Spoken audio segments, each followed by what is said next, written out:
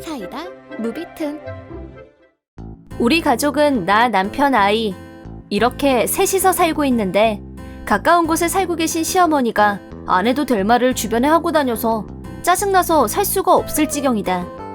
예를 들면 우리 며느리는 요리 솜씨가 영 젬병인 것 같은데 이제 손주도 태어났는데 애 밥은 제대로 해먹일지 난 자나깨나 그 걱정이야. 밥은 둘째치고 귀찮다고 청소도 잘 안 하고 사는 모양인데 그러다 애가 알레르기라도 생기면 어째? 라고 빨래 널어놓은 꼴도 보고 있으면 천불이 나는데 내가 말하면 잔소리 한다고 할까봐. 이런 식으로 미주알 고주알 동네 사람들 무슨 모임 사람들한테 내가 집안이라고는 담을 쌓고 사는 여자인 것처럼 말을 하고 다녔다. 그 후폭풍으로 동네 사람들이 나를 보는 시선이 곱지 않았고 만나는 사람들마다 살림은 이렇게 하는 거라고 혼수를 두는 통에 정말 날마다 피곤하다. 솔직히 말해서 나는 집안일을 잘 해내고 있다. 그동안 말을 안 해서 그렇지 요리 솜씨는 어디 가서 빠지질 않는다. 심지어 나는 조리사 자격증까지 있는 사람이다. 그 증인으로 남편은 항상 내가 만든 걸 맛있다며 잘 먹고 있다. 자랑하겠다는 게 아니라 맛뿐만 아니라 영양소 역시 보통 주부들보다는 제대로 챙긴다고 자부한다. 난 근본이 있으니까. 아이가 먹는 이유식도 모두 직접 만들고 냉동 보관해서 적절히 활용하고 있다. 비교적 자신이 없는 건 청소이나 이 분야는 남편이 꽉 잡고 있기 때문에 내가 말 안 해도 이불도 자주 말리고 온 집안 구석구석 쓸고 닦고 아이가 안심하고 바닥을 기어다닐 수 있게 물걸레질까지 완벽하게 하기 때문에 우리 집은 항상 깨끗했다. 이런 사정을 뻔질나게 우리 집을 드나드는 시어머니가 모를 리가 없을 텐데 사람들을 만나면 뭔가 꼭 얘기를 해야 직성이 풀리는 모양이었다. 덕분에 동네 사람들이 나한테 집안일로 혼수를 두면 저희 시어머니는 자기하고 똑같게 안 하면 안심이 안 되시나 봐요. 심지어 조미료를 정리하는 순서까지 어머님하고 똑같게 해야 직성이 풀리시더라고요. 라고 시어머니 말을 그대로 믿지 말라는 경고를 애둘러서 하고 있다. 조미료 위치는 정말로 아휴 이런 것도 조금만 신경 쓰면 훨씬 편리한데 정이 너니까 어쩔 수가 없지 라고 항상 나를 부정하는 발언을 일삼기 때문에 내 말은 절대 과장이 아니었다. 그렇다고 시어머니가 우리 집에 와서 반찬을 만들어주는 것도 아니고 더군다나 같이 사는 것도 아닌데 조미료 정도는 내 맘대로 나열해도 되건만 꼭 지적질을 해야 직성이 풀리는 모양이다. 남편도 나한테 이 얘기를 듣고 나서 시어머니한테 주의를 여러 번 주었었다. 어디 가서 정이 요리 맛없다고 하고 다니지 마세요. 솔직히 어머니 요리보다 100배 맛있으니까. 라고 말이다. 나 역시 어머님 요리에 그다지 좋은 점수를 주긴 힘들다. 그게 무슨 요리이건 상관없이 간장이 듬뿍 들어가 있고 대체적으로 짜다. 나는 다르다. 나는 재료 맛을 최대한 살리자는 주의이고 싱겁지도 짜지도 않게 균형을 잘 잡아서 조화로운 맛을 만들어내는 게 내가 추구하는 요리이다. 다행히 남편은 내가 만든 음식을 아주 좋아하고 아이도 내가 만든 걸 아주 잘 먹는다. 언젠가 시어머니가 내가 만든 음식이 맛없다면서 이걸 내 손주한테 어떻게 먹이냐고 한탄을 하면서 시어머니가 정체불명의 죽도 아닌 밥도 아닌 걸 만들어 오셔서 아이한테 먹였는데 한 입 먹더니 아이가 바로 퇴퇴 뱉어내버렸다. 그걸 보고 시어머니가 굉장히 불쾌한 표정을 지었던 건 말할 것도 없다. 아들은 엄마 집밥보다 마누라밥이 더 맛있다고 하질 않나 좋은 기분은 아닐 듯. 하지만 나도 그런 시어머니가 별로였고 적당히 대답은 하지만 대체적으로 영혼 없는 대답인 건 사실이다.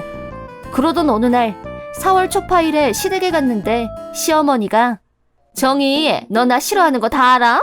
너 내가 일찍 죽으면 좋겠지? 응? 라는 말을 실실 웃으면서 몇 번이나 반복해서 나한테 물었다. 그런 말을 저렇게 웃으면서 하나? 어이가 없어서 그냥 듣고만 있었는데 평소 시어머니는 애둘러서 비꼬듯이 말하는 스타일이었는데 이번엔 직구로 훅 들어와서 이건 또 뭐지? 싶고 직접적으로 대답을 하지 않고 피해 다녔다. 하지만 계속 따라다니며 같은 말만 반복하는 시어머니를 쳐다봤더니 위에 걸친 카디건 주머니에서 뭔가 반짝하는 게 보였다. 유심히 보니 IC 레코더가 분명했다. 남편이 일 때문에 항상 들고 다니는 것하고 색깔만 달라서 바로 판별할 수 있었다. 그걸 본 순간 시어머니가 증거를 수집해서 더욱 확실하게 나를 비방하려고 작정했다는 걸 쉽게 짐작할 수 있었다. 어이도 없고 화도 났지만 한편으론 가소롭기도 했다. 시어머니가 계속해서 같은 수법을 쓰길래 시어머니를 확 붙들고 레코더를 압수했다. 어머님, 왜 이러시는데요? 저는 어머님이랑 같이 사는 것도 생각 중이었는데 저는 어머님한테 보답하는 마음에서 앞으로 몇십 년이 될지 모르겠지만 어머니 끝까지 잘 모실 생각이에요. 어머님도 이제 연세도 있고 동거는 빠를수록 좋지 않겠어요? 라고 레코더를 한 손에 쥐고 여유 있게 발언했다. 나한테 레코더를 들켰다는 걸 알고 시어머니는 표정이 순간 얼어붙었는데 이건 그런 게 아니야. 뭐가 그런 게 아닌데요? 저한테 억지로 말 시켜서 녹음한 후에 무슨 짓을 하려고 하셨는데요? 좋은 일은 아닌 게 분명하죠? 아니라니까? 그러더니 시어머니는 얼른 내 앞에서 도망쳤다. 시어머니를 상대하는 동안 점점 상황이 재밌어서 웃으면서 그런 말을 했으니 시어머니 입장에서는 오히려 더 소름 끼쳤을 수도 있겠다 싶다. 앞으로도 내가 한 말을 녹음해서 딴 데다 악용할 가능성이 농후했기 때문에 오히려 내가 먼저 선수쳐서 왜 저를 피하시는 건데요? 어머님 제가 싫으세요? 라고 레코더를 흔들어 보이면서 시어머니 뒤를 쫓아다녔다. 마지막엔 집까지 따라가서 어머님 이거 두고 가셨어요 라고 하면서 레코더를 돌려들었더니 시어머니는 고맙다면서 레코더를 받았고 그러고는 입을 꼭 닫았다. 시어머니는 그걸로 나를 세게 골탕 먹일 속셈이었겠지만 그런 수법으로 나를 자기 마음대로 요리할 수 있을 거라고 생각했다니 너무 허술하고 멍청하다는 생각이 들었다. 나중에 남편한테 시어머니가 레코더를 들고 나를 쫓아다니면서 그걸로 뭘 하려고 했었는지 분명히 나쁜 의도가 있었다고 말하자 남편도 화를 냈다. 어떻게 그런 것까지 몰래 갖고 다니면서 며느리를 괴롭힐 생각을 하냐고 시어머니를 찾아가 조목조목 따졌고 앞으로 우리 집에 찾아오지 말라고 단단히 경고했다. 옆에서 보고 계시던 시아버지도 화가 난 건 마찬가지였고 그래서 며느리가 한 말을 녹음해서 뭐에 쓰려고 했어? 당장 고하지 못해? 어서! 아니야! 아니면 아닌데 그런 건 왜 들고 다녔어? 이유가 뭐냐고? 당신 일부러 정희한테 불리한 대답하게 유도까지 했다면서? 잘못했어요. 내가 잘못했어. 결국엔 시아버지와 남편한테 잘못했다고 싹싹 빌었다고 한다. 대체 무슨 이유로 그런 비겁한 짓까지 했는지 그게 문제인데 시어머니는 요즘 따분하고 심심해서 핸드폰만 종일 들고 살았는데 우연찮게 버릇없는 며느리한테 매일 속절없이 당하기만 하던 시어머니가 레코더를 이용해서 멋지게 복수한 사연을 읽은 모양이었다. 그걸 보고 시어머니가 이거다 하고 일부러 보이스 레코더를 구입해서 나한테 불리한 증언을 녹취하려고 했다고 털어놨다. 녹음에 성공하면 남편과 시아버지한테 내 본성이 얼마나 사악한가를 증명해서 나를 고립시키고 일이 잘 풀리면 아들 며느리 이혼시키고 손주만 자기가 차지해서 키울 계획이었다고. 어이가 없어서 정말.